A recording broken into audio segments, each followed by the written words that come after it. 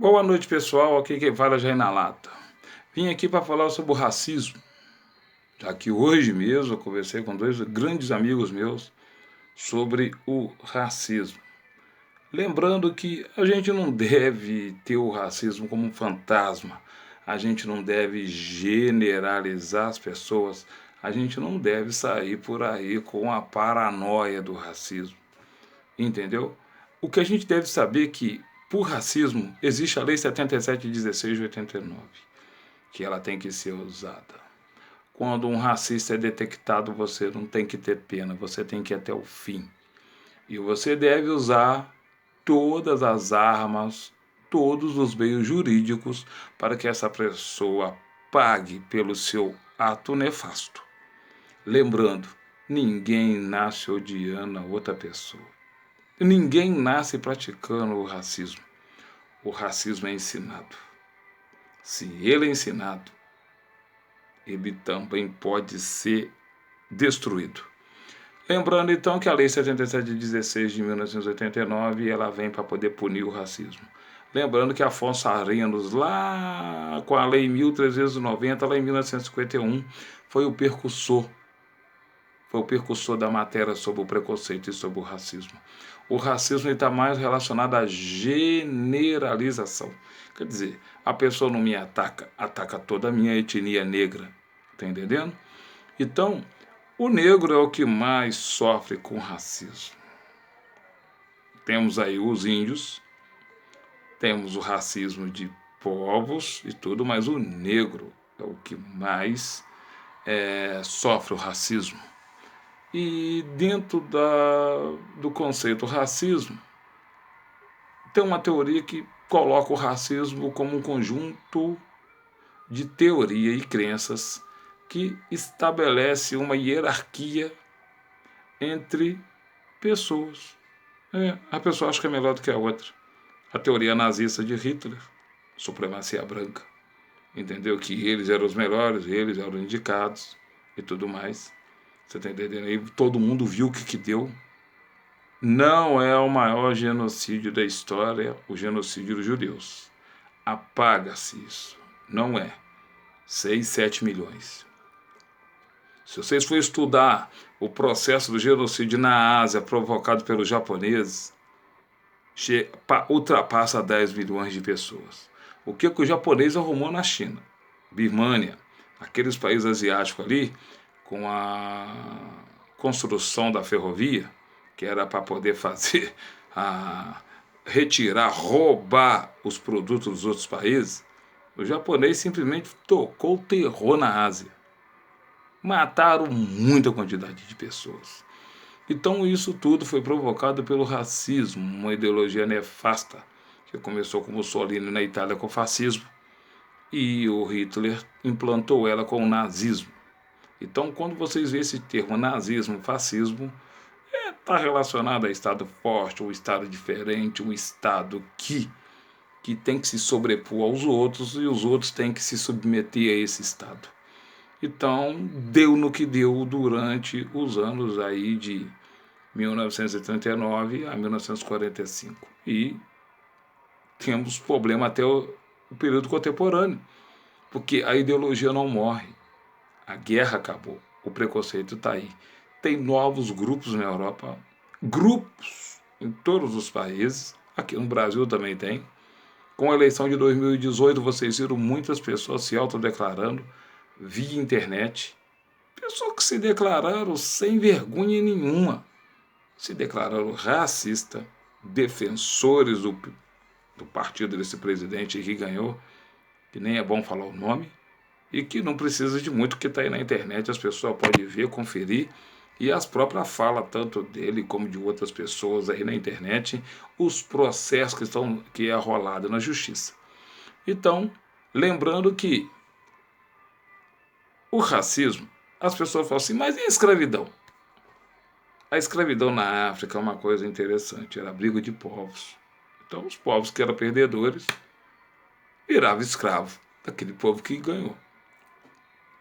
Essa era a cultura africana, essa era a cultura do mundo, até entre os índios aqui no Brasil. O europeu chega, gente vai ver mais isso no século XV, que é portugueses ali na costa e tudo mais. Os portugueses chegam na África, entram em contato junto, aí vem Portugal, vem Espanha, vem Inglaterra, vem França e tudo mais. Mas nesse tempo ainda não tinha o conceito de pele. O conceito de pele você vai ter no século XIX, em vários filmes romanos que várias pessoas viram. Vocês viram dentro do Palácio Real negros africanos, né? Fazendo parte ali do séquito do rei, na parte cultural, dança e tudo mais. Mas o conceito de pele, esse conceito nefasto, vem no século XIX com a colonização. É o branco europeu que chega na África de forma impregnada, passa esse conceito para a sociedade daquele período. Então, o conceito de pele, a gente pode colocar que ele surgiu no século XIX e foi um mal que está aí, um asco social, que não é só o Brasil que sofre, os europeus sofrem, os norte-americanos sofrem, ora os Estados Unidos com a luta pelos direitos humanos, pelas conquistas sociais nos Estados Unidos, pela conquista do voto, o sul racista até debaixo d'água, o norte industrial, mas também racista. Os acordos durante a Guerra da Secessão que colocariam os negros como livres. No Brasil, 13 de maio de 1888, quer dizer, o negro sempre foi livre.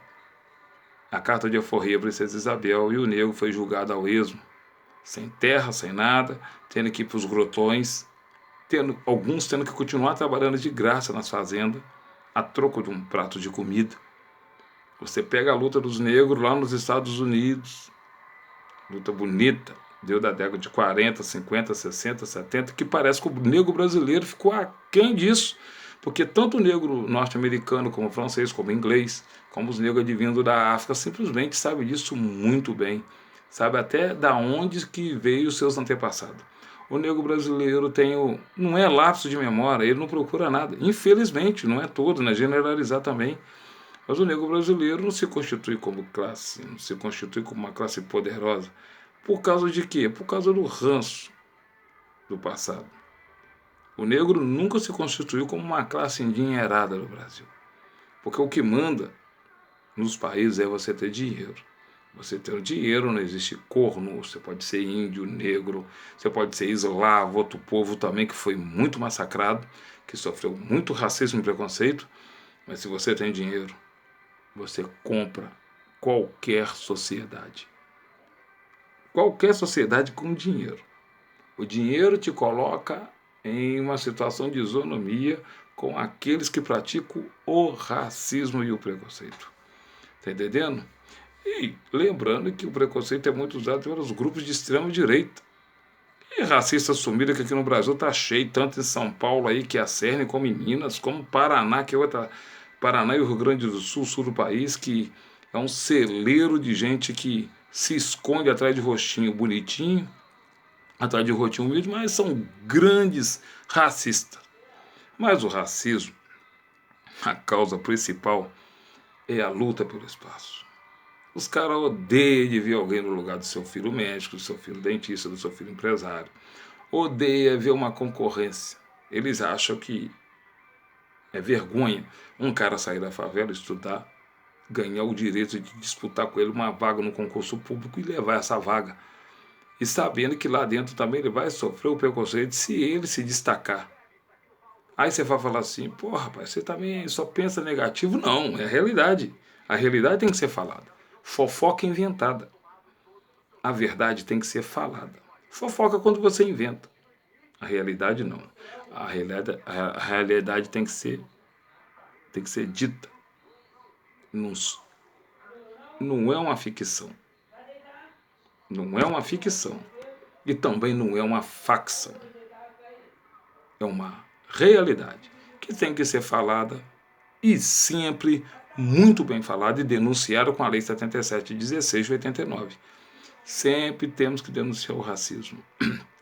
Tirar o máximo de dinheiro possível desse povo que pratica isso.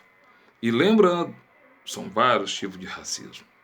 do branco com o negro, do negro com o negro,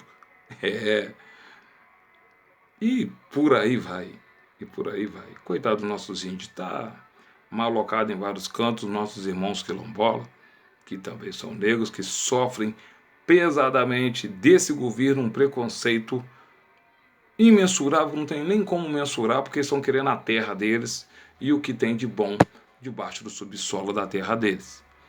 Então, se você for colocar a luta pelo espaço, tá aí. E lembrando que o único sentimento que o racismo não consegue destruir é o amor. Se a pessoa gosta do negro, gosta do índio, gosta do pobre branco, gosta do pobre preto, não há nada que faça essa pessoa demover. O amor sincero, o amor que vem do coração, ele é o melhor remédio contra esse tipo de coisa.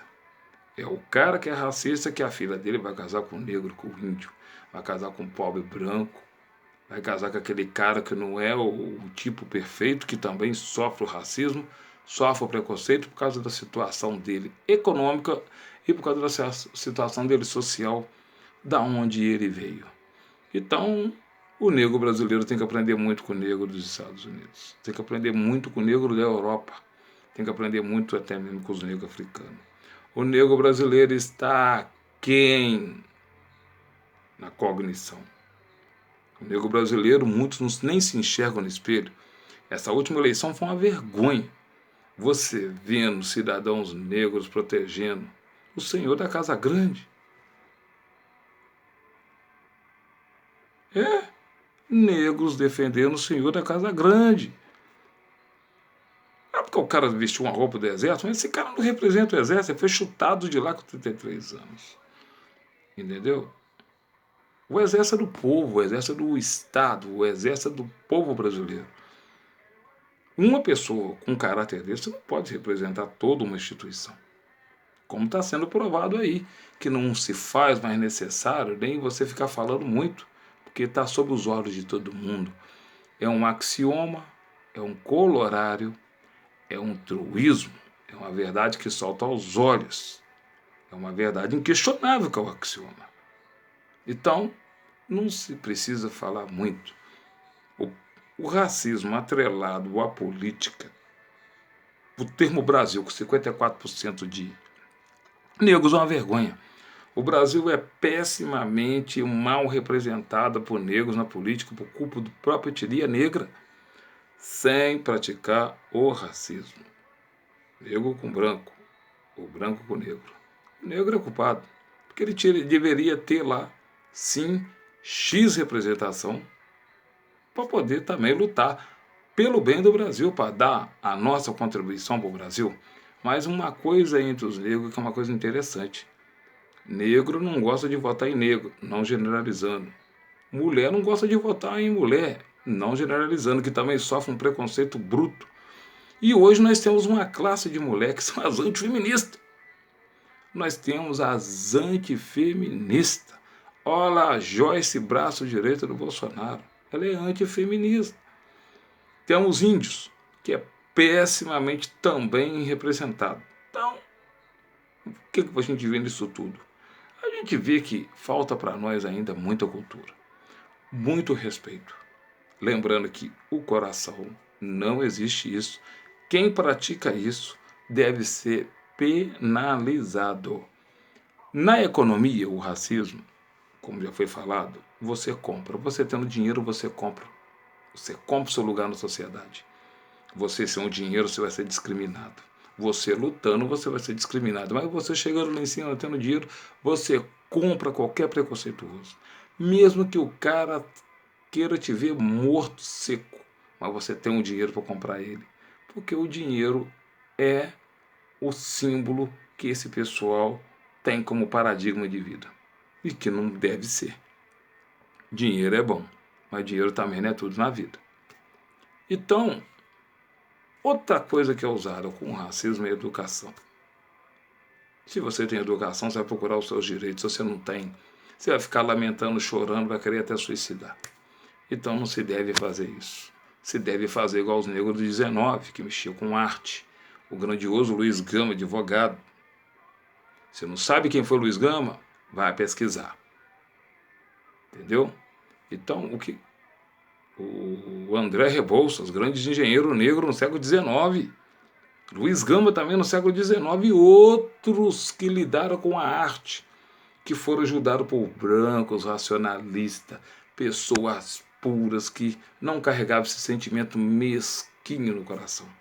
E é por isso que a gente jamais deve generalizar o racista. Tem que pegar a pessoa que pratica e ir contra ela até o fim. Com processo, pedido de indenização pesada, que é a única dor que esse tipo de gente sofre no bolso. Tá me entendendo? Continuando no termos, temos que denunciar, como já deixei bem claro aqui, lembrando de novo uma parafrase, uma tautologia do grandioso mestre Mandela, que uma criança não nasce racista, ela aprende a ser racista. Então todos esses marmanjão aí, ó, que estavam na internet falando merda durante a campanha do Bolsonaro, colocando lá fake news, colocando bots, todas essas pessoas foram aprender a ser racista. Aprender a ser racista depois de grande, atrelado à inveja, atrelado ao sentimento mesquinho de vida, atrelado à pessoa abaixo que eles são. Hoje eles estão quietos. Aqueles que conseguiram bons cargos no município, no estado, até na área federal, continua fazendo o processo, mas de uma maneira mais metódica, que dá para a gente pegar muito bem através do discurso. A própria reforma da Previdência é uma forma de racismo. Por quê? Se a CCJ não vê inconstitucionalidade em detonar o idoso, detonar o homem do campo, detonar o pobre trabalhador, a gente vai crer em quê? Isso é uma forma de racismo, sim, social. Tá entendendo? Porque os grandes estão lá em cima, não vão mudar nada. Exército, Marinha, Aeronáutica, Executivo, Legislativo, Judiciário. Cartões corporativos que ninguém nem sabe o valor de tão alto que é. Salário de 30 e poucos mil. Fora os que entram por baixo. Fora o salário que entra por baixo. Fora os acordos. Fora os ganhos com as multinacionais para poder ferrar o brasileiro. Fora a votação da reforma da Previdência que a Febraban quer para poder ganhar muito dinheiro com a capitalização de 12% do seu dinheiro, do seu salário. E o Brasil vai andando com essa classe política e social que emporcalha o país e que usa, sim, de racismo para manter o seu status quo. O governo do Lula não foi atacado à toa. Quando esse tipo de gente viu que várias pessoas começaram a ir para as universidades, começaram a se desenvolverem, começaram a ter mais poder econômico, eles começaram a chiar, a berrar. E entre essas classes tem a classe média baixa, porque tem a média alta e a média baixa. Esses são os piores, são as pessoas mesquinhas, são as pessoas que vivem de aparência total, que hoje não conseguem trocar o carro, que hoje não estão conseguindo pagar o condomínio e que hoje tem que ter o pobre para eles poderem atacar e sabendo que estão passando aperto e tem que ficar dentro de casa sem falar nada, porque defendeu esse governo que está aí. O tema racismo a gente pode ficar falando aqui a vida inteira. Podemos falar sobre o racismo na Ásia, a continuação no racismo na Europa, que tem muito ainda. Nos Estados Unidos tem um grande representante, que é o Trump. O Trump é um racista convicto. Ele é tão racista que o ideal dele é de 1620, quando os Estados Unidos foi... Vê se pode. Cheio de gente lá, já tinha muito índio, tinha até espanhol morando lá, foi descoberto por eles. Aqueles que foram chutados, aqueles protestantes que foram chutados lá da Inglaterra, com a transformação que a Inglaterra passava, é a nossa terra prometida. Que coisa linda. Copiaram os judeus. Sai lá do Vale de Ur, sobe, fala que a terra prometida é a Palestina. Mas lá já tinha outros povos. Aí vai para a terra desses povos, tem que voltar lá para baixo. Área alagada, que hoje está entre ali o Iraque e o Irã. Entendeu? Então, para terminar, essa bela frase do Mandela, que ninguém nasce odiando, e sim, se aprende a odiar, pode aprender a amar.